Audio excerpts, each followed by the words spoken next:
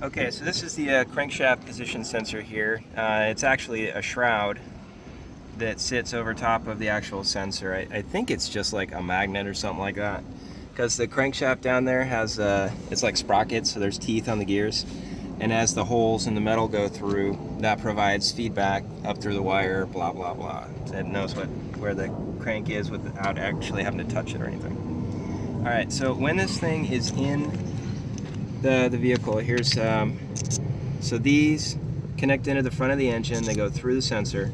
It sits in there oriented with that dog leg going out towards the passenger side here, right? All right, so this is bolted into the engine. Then you've got these this cover that goes over top of it,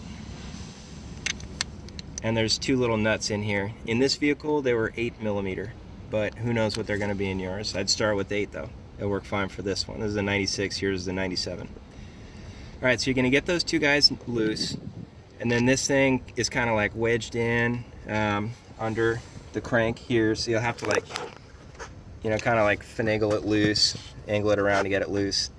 And then you're going to have this guy sitting in here right where, and there's only one example of a V6 of the right ear in here, so I'm sorry, but there's these two holes down here. They're fresh, they're shiny, because we just unbolted it from there. So that's right where you're going to look for yours. Okay, you see those two that we got loose? That's it, man. I'd recommend not unclipping it.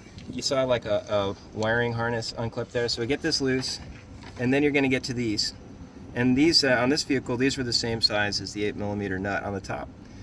So you get these loose, you know, you unscrew them all the way, and then this thing's kind of hanging out in there, and you can just pull it loose.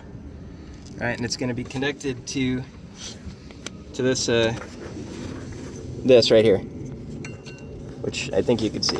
It's hanging free here, right? We just disconnected it, unclipped it. It's see, there's a little detent right there. You just pull it that way and it comes loose. But that's it.